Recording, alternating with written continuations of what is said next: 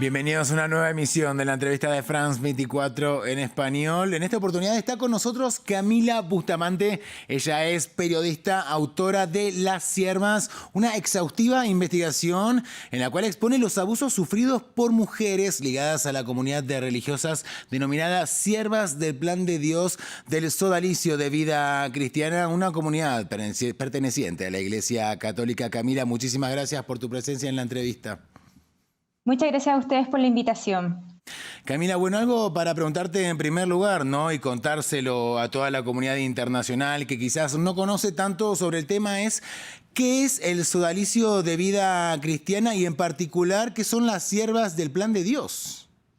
Perfecto. Bueno, súper bueno partir con esta introducción porque nos ayuda a entender desde dónde estamos hablando. El Sodalicio de Vida Cristiana es una organización de religiosos, de hombres, fundada en Perú por Luis Fernando Figari, y esta organización se expandió a distintos países del mundo, con fuerte presencia en Latinoamérica, en países como Chile, Ecuador, Colombia, Argentina también, en diferentes zonas. Y las Siervas del Plan de Dios es una comunidad que también funda Luis Fernando Figari, pero es una comunidad de monjas que funda este señor y que también se expanden a Latinoamérica con una presencia muy fuerte. Estas son religiosas, son monjas, las que tradicionalmente conocemos como monjas, con hábito, con velo. Esas son las Siervas del Plan de Dios y que pertenecen a esta organización fundada por Figari, que, dicho sea de paso, es una persona que hoy día está acusada de abusos de distinto tipo, incluyendo abuso sexual al interior de la comunidad de hombres. Te voy a hacer más adelante, Camila, en particular algunas preguntas al respecto de esta figura tan polémica, ¿verdad? Bueno, ya pudimos entender, ¿no? Las siervas del Plan de Dios sería como la rama femenina, ¿no? De lo que sería el Sodalicio de Vida Cristiana. Ahora, algo muy interesante de tu investigación es que visibiliza un problema que usualmente no es mostrado. Me refiero al abuso ejercido por mujeres contra otras mujeres, ¿no? Porque, seamos sinceros, la mayoría de los casos que conocemos corresponden a abusos cometidos por sacerdotes contra jóvenes varones, ¿no? Adolescentes o menores de edad, pero vos hablás de prácticas de abusos sexuales entre mujeres, hablás de prácticas correctivas de suma violencia, hablás incluso también de abusos sexuales. ¿Con qué tipos de violencias te encontraste, Camila? Así es. Primero, Santiago, efectivamente el abuso cometido entre mujeres es un tema que conocemos muy poco. Hoy día tenemos una cultura que sigue avalando y que sigue normalizando ciertas prácticas de violencia hacia la mujer. Una de ellas tiene que ver con el abuso que cometen hombres o sacerdotes o personas con autoridad dentro de la iglesia hacia las mujeres. Pero esa misma cultura nos hace suprimir al abusador cuando es una mujer. Por lo tanto, ahí me encontré con un problema que era entender el abuso que ocurre entre las mujeres y cómo se da. Este tipo de abuso suele ser bastante parecido al que conocemos en otras situaciones de abuso en la iglesia. Parte con un abuso que es de poder, un abuso que es de autoridad. Hay una manipulación psicológica, una manipulación espiritual por parte de las mujeres. Las autoridades son las que cometen estos abusos, esta manipulación, y van sometiendo poco a poco a aquellas mujeres que están como en escalones más abajo dentro de la pirámide de poder dentro de la institución. La manipulación se logra porque son varios factores, pero te diría que uno de los más importantes tiene que ver con que estamos hablando de un mundo espiritual, de mujeres que se quieren entregar a Dios, y los abusos en el ámbito espiritual son mucho más fáciles que ocurran. Estamos hablando de un abstracto que es cumplir la voluntad de Dios, el plan de Dios, y también esto está asociado al sacrificio que hay que hacer en la vida diaria para poder cumplirlo. Por lo tanto, las mujeres que están sometidas a los abusos acceden a las distintas peticiones que les van pidiendo sus autoridades, que van claramente en aumento de violencia. Partimos por una violencia que tiene que ver con una manipulación, pero podemos llegar a violencia física, violencia psicológica con malos tratos y también a violencia sexual. Tenemos autoridades dentro de las Siervas del Plan de Dios que han abusado sexualmente de jóvenes dentro de la institución. Camila, bueno, precisamente recién un poco adelantabas, ¿no? Esto respecto de lo que te voy a preguntar ahora, porque el año 2015 fue un momento clave, ¿verdad? Cuando salió a la luz todas estas denuncias, ¿no? De abuso sexual, de maltrato por parte de a quien mencionabas, Luis Fernando Figari, quien es el fundador, ¿no?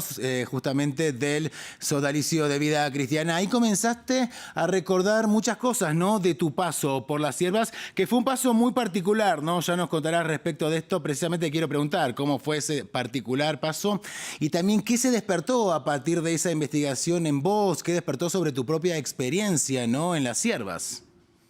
Efectivamente, el 2015 en Perú precisamente estalla un escándalo en la Iglesia Católica peruana muy grande que tiene que ver con las acusaciones de abuso de distinto tipo contra el fundador del Sodalicio de Vida Cristiana, la comunidad de hombres.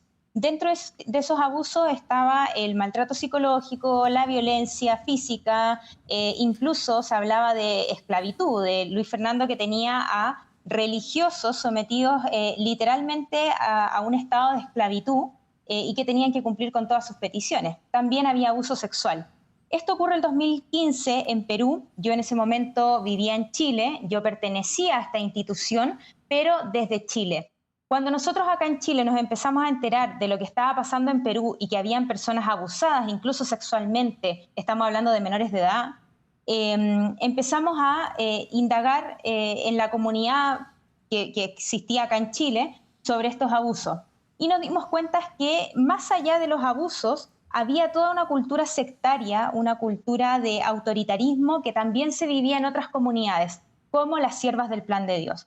Mi aproximación a las siervas del Plan de Dios tiene que ver con una etapa personal de mi vida en donde yo estuve a punto de entrar a esta organización religiosa. Estuve discerniendo mi vocación con ellas, como se le suele decir a este proceso en que una joven trata de investigar o de averiguar si Dios la quiere o no la quiere para ese tipo de vida religiosa. Entonces, cuando estalla el escándalo del sodalicio, yo me doy cuenta que mucho de lo que yo había vivido en términos de autoritarismo, de humillaciones, de maltrato, era muy similar a lo que estaba apareciendo en torno al sodalicio. Fue ahí cuando empecé a reunir testimonios de otras jóvenes que habían participado y de más de 30 ex religiosas de las siervas del Plan de Dios que me han contado distintos casos de abuso y de violencia. Claro. Hablabas de una cultura sectaria, ¿no? Precisamente a esto va a apuntar mi próxima pregunta, porque tras la captación, las jóvenes empezaban un proceso en el que se les pedía que abandonaran a sus familias, ¿no? Algo típico de las sectas. Entonces, es precisamente esto lo que te quiero preguntar, ¿no? ¿Las siervas son una secta? Sí, las Siervas del Plan de Dios son una organización de características sectarias de la Iglesia Católica. Esto ocurre en distintas organizaciones que son pertenecientes a la Iglesia Católica y podemos identificarlos por distintas cosas. La ideología que hay detrás, esta especie de círculo cerrado donde solamente unos pocos son los que pueden entrar, por lo tanto hay un proceso y un sistema concreto de captación de personas que deben ser parte de este círculo. Dentro de este proceso de captación ocurren distintas cosas como alejarte de tu familia, alejarte de tus amigos, empezar a pedirte que en el fondo toda tu vida se enfoque en lo que hace la institución. Estas instituciones también suelen tener líderes carismáticos que muchas veces incluso se le atribuyen poderes mágicos. En el caso de las Siervas del Plan de Dios, había una monja de nacionalidad argentina que después se fue a vivir a Perú por muchos años, que ella tenía la capacidad o el poder de mirar a las chicas a los ojos y descubrir si Dios las llamaba o no a la vida religiosa. Entonces se empieza a dar toda una práctica en donde se idolatra a este líder y donde todo se hace en torno a las peticiones de este líder y por lo tanto se van traspasando límites dentro de la relación que se genera al interior de la comunidad. Pero se corta el vínculo sobre todo con todo el mundo externo. Todo lo que no sea de la institución finalmente viene a ser parte de algo que promueve un enemigo que tienen en común y que por lo tanto hay que luchar contra ese enemigo. Entonces, esta condición genera que tú solamente te sientas seguro dentro de esta institución y que cortes lazo con todo lo que hay afuera. Por lo tanto, tampoco puedes ver aquellas cosas que son negativas o aquellas cosas que van trastocando tu psicología, tu sistema de vida en el fondo. Ahora, bueno, en el libro recopilás muchísimos testimonios, 5 años, ¿no?, de una investigación sumamente exhaustiva. Hay un testimonio muy particular, Camila, que da cuenta, que da una imagen muy cabal de las consecuencias en la vida de las víctimas, de los sobrevivientes, ¿no?, por llamarlos de una manera, de otra forma más explícita. Te había contado que había ingresado con tan solo 18 años y se había ido casi a la mitad de sus 30, ¿no?, cercano a los 40, y te decía que no podía, seguía viviendo como una monja, ¿no? No podía hacer cosas básicas, trámites de la vida cotidiana, a los cuales estamos acostumbrados. De hecho, la voy a citar: emocionalmente me quedé instalada en los 18, te dijo ella. ¿Te encontraste con muchas sobrevivientes que quedaron marcadas para siempre ya? Sí, todas las mujeres que han pasado por las siervas del Plan de Dios tienen distintos tipos de marcas en su vida, algunas ocasionadas por el abuso físico, psicológico o el abuso sexual, que es algo que jamás se puede recuperar al 100%, por lo tanto es una marca que queda por siempre. Pero también me topé con otras personas y con familias también que han sido literalmente quebradas por esta institución, y esas huellas tampoco se sanan fácilmente. Tenemos jóvenes que entran, conocen a las monjas a eso de los 14, 15 años, incluso algunas mucho antes, entran a la institución a los 18 y salen algunas incluso 20, 30 o no sé, otras 10 años después de haber estado al interior, y todo su sistema de vida se rige por lo que les enseñaron las siervas del Plan de Dios. Por lo tanto, todo el proceso de reinserción social, de reinserción familiar después de haber cortado lazos, vínculos, Claro. es muy difícil que ellas lo puedan retomar. Y muchas también se encuentran en situación de desprotección económica a raíz de los abusos que han sufrido. Necesitan hoy día tratamientos psiquiátricos, tratamientos psicológicos, y no tienen los medios económicos para financiarlos. O por no haber estudiado, por ejemplo, una carrera universitaria dentro de las siervas del Plan de Dios, porque había una selección en donde solo algunas podían estudiar algunas carreras, las otras hoy día no tienen ningún medio para sustentar su vida y vuelven a la casa con padres y adultos. Por lo tanto, estas mujeres están totalmente Claro. desprotegidas. Además de haber sido abusadas, hoy día están en la total desprotección. Camila, nos quedan apenas unos 30, 40 segundos para finalizar la entrevista, pero no quiero dejar de realizarte la siguiente pregunta. El grupo de siervas se ha reducido muchísimo en la actualidad, no obstante, sigue existiendo. ¿Tenés información sobre cuál es su situación hoy en día? Sí, las siervas del Plan de Dios siguen existiendo, siguen teniendo comunidades en distintos países, entre ellos Chile, Perú, Ecuador, Colombia, Italia, Estados Unidos, están en muchas partes del mundo.